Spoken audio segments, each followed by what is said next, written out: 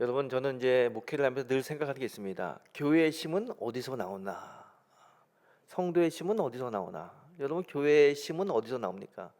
교회의 힘은 금과 은에서 나오는 게 아닙니다. 교회의 힘은 거룩함, 그리고 성령 안에서의 하나됨에서 나옵니다. 여러분, 교회가 거룩함을 잃어버리면 마치 소금이 짠맛을 잃어버린 것 같이 길가에 던져지게 됩니다. 또 교회가 성령 안에서 하나됨을 이루지 못하면 그 어떤 일도 이룰 수 없습니다. 그래서 성령 안에서 하나 된다는 게 굉장히 중요하죠. 세대가 하나 되고 남녀가 하나 되고 또 지역이 하나 되는 그 은혜, 그게 교회의 힘입니다. 이번에 단기 선교를 하면서 이 성령 안에서의 하나됨이라고 하는 목회적 비전을 가지고 같이 추진했습니다. 그래서 오래간만에 우리 청년들과 장년들 같이 갔죠. 제일 막내는 대학교 1학년, 제일 나이 드신 분은 70대는 우리 권사님, 모든 분들이 정말 하나됨의 은혜를 가지고 선교를 잘 마쳤습니다. 또 가는 선교사, 보내는 선교사 모두가 다 하나 돼서 같이 기도하고 같이 또 마음을 모았습니다. 그래서 이 선교가 잘 마무리됐다고 믿습니다. 여러분, 우리 교회 성령 안에서 하나됨을 위하여 애쓰고 수고해 주시기를 다시 한번 부탁드리겠습니다. 자, 오늘 본문을 통해서 다시 한번 왜 우리에게 주시는 이 사명이 얼마나 중요한지를 함께 나누는 시간을 좀 가져보겠습니다. 오늘 본문은 성령이 임한 다음에 교회가 세워졌습니다. 초대교회가 세워진 다음에 일어난 최초의 사건입니다. 그래서 사도행전에 기록되어 있죠. 이 사건은 굉장히 중요한 사건입니다. 어느 날 베드로와 요한이 성전에 기도하러 가다가 성전 미문 앞에서 구걸하는 사람을 만납니다. 그리고 그에게 가서 예수의 이름으로 일어나 걸어라 했더니 그가 일어나서 걸었다는 내용이 오늘 본문의 이야기입니다. 이 본문을 읽으면서 저는 이런 생각을 해봅니다. 여러분 아마 같은 경험을 다 하셨을 거예요. 지하상가를 걷는다든가 아니면 전철을 타게 되면요, 이게 네 바퀴 달린 판에 몸을 기대고 팔다리가 불편한 분이 몸을 싣고 다니면서 구걸하는 걸 보게 됩니다. 저에게도 와서 구걸한 적이 있죠. 이렇게 팔다리가 불편한 분이 그 조그만 상자에 몸을 싣고 와가지고 구걸할 때 가가지고 예수의 이름으로 일어나 걸어라, 그렇게 여러분 할 수 있습니까? 저는 저에게 와서 구걸하는 사람을 보면서 이 성경 말씀이 생각나는데 도저히 못하겠더라고요. 예수의 이름으로 일어나 걸어라. 아마 여러분도 그렇게 할 수 있는 사람은 아마 아무도 없을 겁니다. 그런데 오늘 본문을 보게 되면 베드로와 요한은 그 구걸하는 안진뱅이에 가가지고 예수의 이름으로 일어나 걸으라 이렇게 이야기해요. 도대체 베드로와 요한은 어떤 마음을 가지고 있길래 자신에게 구걸하는 그 사람을 향하여 예수의 이름으로 일어나 걸으라 라고 이야기할 수 있었을까? 베드로와 요한은 좀 상식이 벗어나는 사람이어서 그런가요? 아니면 광신자라 그렇게 행동하는 걸까요? 도대체 베드로와 요한이 안진뱅이 구걸하는 사람에게 가가지고 예수의 이름으로 일어나 걸으라 라고 했던 그 마음, 그 이유는 어디에 있을까? 오늘 여러분과 함께 그 답을 찾아보길 원합니다. 여러분, 오늘 본문을 보게 되면요, 본문의 장소는 성전에 있었던 일입니다.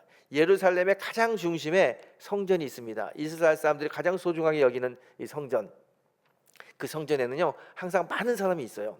성전에서 장사하는 사람, 또 성전이 어떤가 곳곳에서 와가지고 관광 와서 구경하는 사람, 그리고 베드로와 요한처럼 기도하러 오는 사람, 여러 사람이 성전에 항상 많이 있었습니다. 근데 오늘 본문을 보게 되면 그 사람 중에 어떤 사람이 있냐면 성전에 앉아서 구걸하는 사람도 있어요. 이렇게 다양한 사람들이 거기에 있었습니다. 근데 여러분, 교회의 목적이 뭡니까? 교회의 목적은 예배 드리는 곳 아닙니까? 성전은 예배 드리는 곳인데 이 안진뱅이는 예배 드리러 온 곳이 아니라 그곳에 구걸하러 왔어요. 이 사람은 어떤 사람이냐? 오늘 본문을 보게 되면 태어날 때부터 걷지 못한 자라고 이야기합니다. 태어나면서부터도 걷지 못해요. 여러분, 지금 오늘 이 본문에서 베드로와 요한이 이 사람을 만났는데 그럼 이 사람의 나이는 몇 살일까요? 오늘 본문을 보게 되면 그 사람의 나이는 나오지 않습니다. 하지만 한 장 더 넘겨서 사도행전 4장을 보게 되면 그 사람의 나이가 나옵니다. 4장 22절의 말씀입니다. 이 표적으로 병 나은 사람은 40여 세가 되었더라. 이 사람의 나이가 분명히 나오죠. 이 사람은 40여 세, 약 40세가 조금 넘은 사람입니다. 자, 그럼 40세라고 이야기하게 되면 40년을 걷지 못하고 사는 거예요. 누군가의 도움 없이는 밖으로 나갈 수도 없고 누군가의 도움 없이는 물 한 잔도 먹을 수 없는 사람입니다. 만약에 도움이 없다면 캄캄한 방에 갇혀가지고 몇 날 며칠 혼자 있어야 되는 사람입니다. 그의 삶을 생각해 보십시오. 얼마나 힘들고 얼마나 괴롭겠습니까? 오늘도 누군가의 도움을 받아서 이 성전에 왔습니다. 예배 드리러 온 곳이 아니라 예배 드리러 가는 사람에게 구걸해서 그 좀 한 푼 얻으려고 구걸하러 왔어요. 이 사람은요, 교회는 예배 드린다는 곳이라는 걸 잘 압니다. 그래도 그 사람의 마음에는 내가 예배 드리러 가야겠다 그런 마음이 생기잖아요.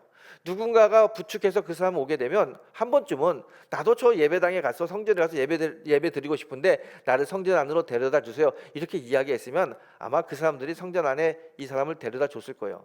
나 한 번도 그런 적이 없어요. 이 사람은 육체적으로도 굉장히 괴로운 사람이지만 영적으로도 굉장히 메마른 사람입니다. 영과 육이 다 힘든 사람이에요.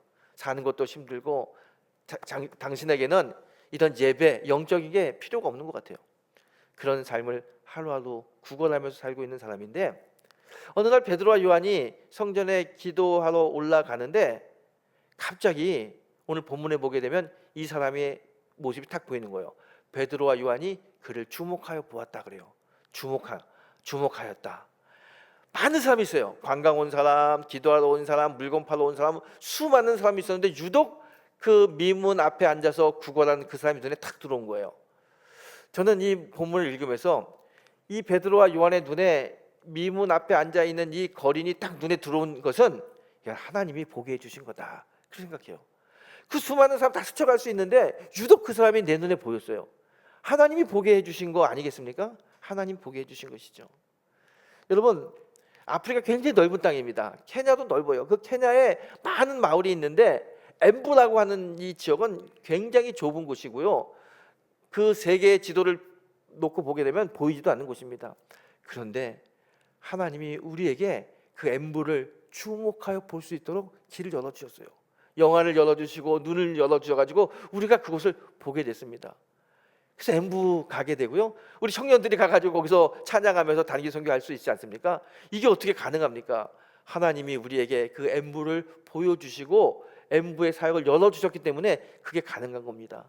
베드로와 요한에게 하나님께서 눈을 열어서 그 안진뱅이를 보게 해주신 것처럼 우리 교회에 엠부를 주신 거예요. 하나님의 사랑을 전하라고 주셨어요. 오늘 이 하나님이 주신 마음을 가지고 베드로와 요한이 그 안진뱅이에게 걸어갑니다. 여러분 한번 상상해 보십시오. 안진뱅이가 걸어가는데 단순히 예수님의 수제자, 예수님이 사랑했던 요한, 베드로와 요한이 그렇게 걸어가는 모습처럼 그려지십니까? 그게 아니에요. 저는 그렇게 보이지 않습니다. 베드로와 요한이 걸어가는데 베드로와 요한이 걸어가는 것이 아니라 예수님이 가는 거예요. 베드로와 요한 안에 계신 예수님이 가는 거예요. 가서 베드로와 요한에게 이야기합니다. 나사렛 예수의 이름으로 일어나 걸으라. 나사렛 예수의 이름으로 일어나 걸으라 라고 이야기할 때 예수님이 그곳에 계신 거예요. 이 사람에게는, 이 안진뱅이에게는 사람들은 본인은 금과 은이 필요하다고 생각할지 모르지만 금과 은이 필요한 게 아니라 예수의 생명, 예수의 능력, 예수가 필요하다고 전하라는 거예요. 그리고 베드로와 요한이 가서 금과 은은 내게 없지만 내게 있는 건 내게 주노니 곧 나사렛 예수의 이름으로 일어나 걸으라 이렇게 외칩니다.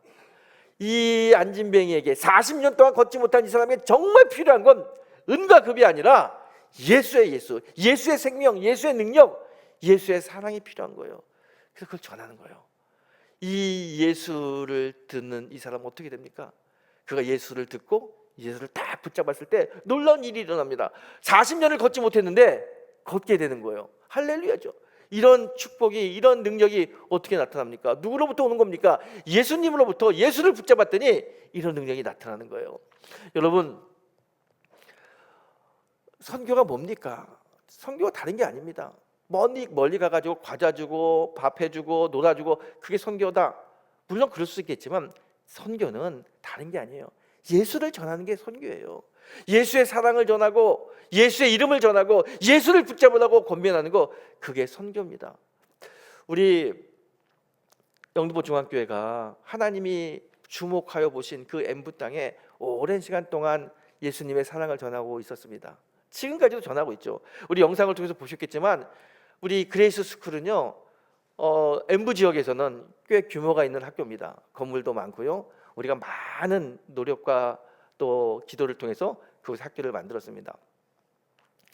제가 M부에 갔을 때 이 학교를 보면서 야, 어떻게 이렇게 이런 곳에 이런 학교가 있었을까, 세워졌을까, 참 우리 교인들 수고 많이 했다라는 생각을 했어요. 그리고 선생님들하고 이야기하는데 제가 하나 들은 게 있어요.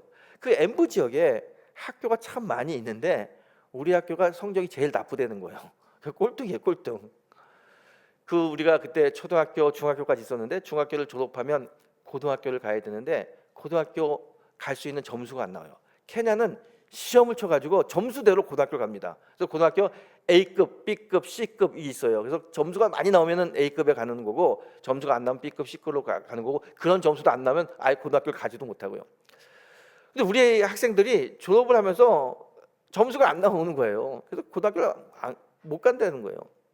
못 가는 건지 안 가는 건지 제가 선생님들에게 열심히 가르쳐 가지고 아이들이 고등학교도 가고 대학교도 가고 그렇게 했으면 좋겠다고 그랬더니 선생님이 이런 얘기를 해요. 아이들이 공부를 하려고 안 합니다. 공부할 필요를 못 느껴요. 아무리 공부를 해도 고등학교 대학을 가려면 학비가 없어요. 그래서 갈 수가 없어요. 그러니까 부모님들도 야, 너 열심히 공부하지 마. 공부해서 고등학교 갈 수도 없는데 뭐하러 공부 열심히 하냐. 그냥 그레이스 스쿨은 공짜니까 거기나 열심히 다녀서 그냥 졸업이나 해. 이러는 거예요. 그러니까 아이들이 공부하려고 하지 않아요. 할 의미를 못 느끼죠. 제가 그래서 그걸 본 다음에 한국에 와가지고 우리 장로님들하고 이야기해가지고 우리가 공부 잘하는 학생들 장학금을 줍시다. 그래서 장학금을 주기로 했어요. 여기서 공부를 해가지고 시험을 쳐서 케냐 고등학교 A 등급에 있는 고등학교를 가게 되면 전액 장학금을 주겠다고 그렇게 선생님들에게 이야기했어요. 근데 선생님들이 그 말을 듣고 하는 얘기가 목사님 불가능합니다. 여기 애들은 죽었다 깨나도 A 등급 학교 못 갑니다 그래요. 아니 열심히 시키면 되잖아요. 아무리 열심히 시켜도 기초가 안 됐기 때문에 못 간다는 거예요. 그래요? 그러고 있는데 한 선생님이 하는 이야기가 그런데 목사님 정말 우리가 열심히 하게 되면 아이들도 열심히 하면 우리가 B등급까지는 어떻게 한번 해보겠습니다. 근데 B등급에 가도 장학금을 주시겠습니까? 그러더라고요. 그 장학금 주겠다고 그렇게 이야기 약속하고 왔어요. 그리고 몇 년 흘렀는데 연락이 왔어요. 그 그레이스 스쿨 졸업생으로 최초로 그 B등급의 합격한 아이가 나왔다는 거예요. 그 프레시스라고 하는 여학생입니다. 그리고 그 이후로 남학생 하나 여학생 하나 나와가지고 지금 3명이 이제 학교를 다니고 있고요. 오늘 저희들이 그때 가서 같이 만났어요. 우리 사진 한번 보여줄래요? 여기 이제 3명이죠. 맨 이성재 장로님 앞에 있는 여러분 보시기에 왼쪽에 있는 학생이 제일 프레시스라고 하는 학생이 지금 고3이에요. 그 나머지는 고2인데 다 아이들 이제 고등학교 다니는 아이들이에요.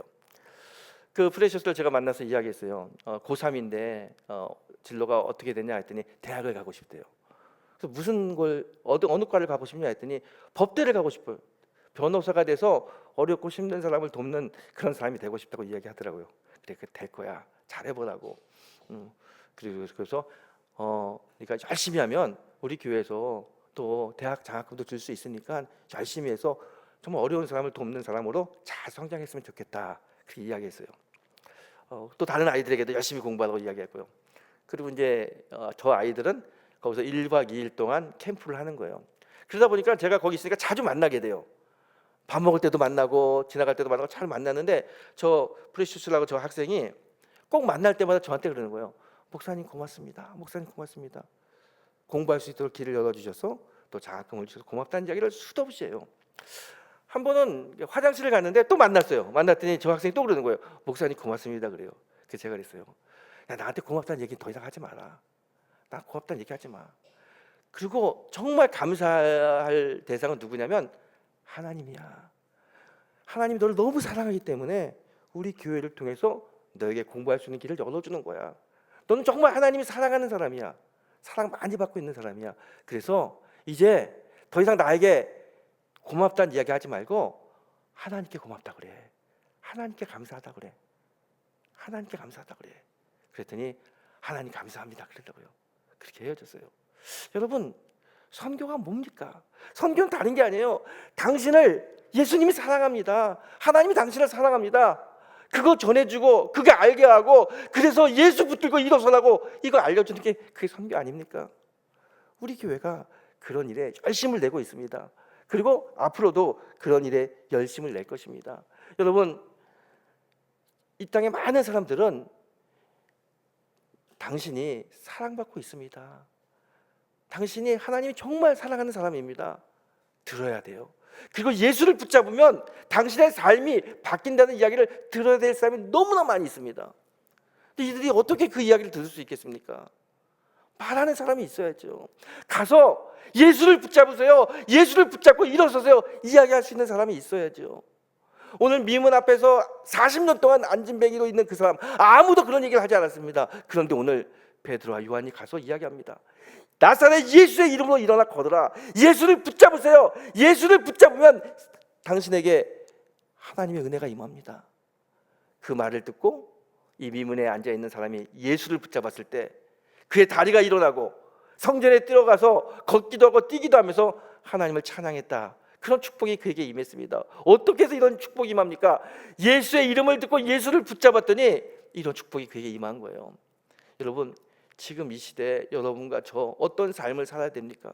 저는요, 우리 교회 성도님들이 베드로처럼 요한처럼 누군가에게 가서 예수님이 당신을 사랑합니다. 예수의 이름으로 일어나 걸으세요. 이렇게 전해줄 수 있는 그런 삶을 살기를 원합니다. 여러분, 베드로처럼 요한처럼 지금 예수의 이름을 모르는 자에게, 예수의 사랑을 모르는 자에게 다가가서 예수를 전하고 예수 붙들고 일어서라고 이야기할 수 있는 믿음의 성도가 되시기를 이 아침 주님의 이름으로 축원합니다. 기도하겠습니다.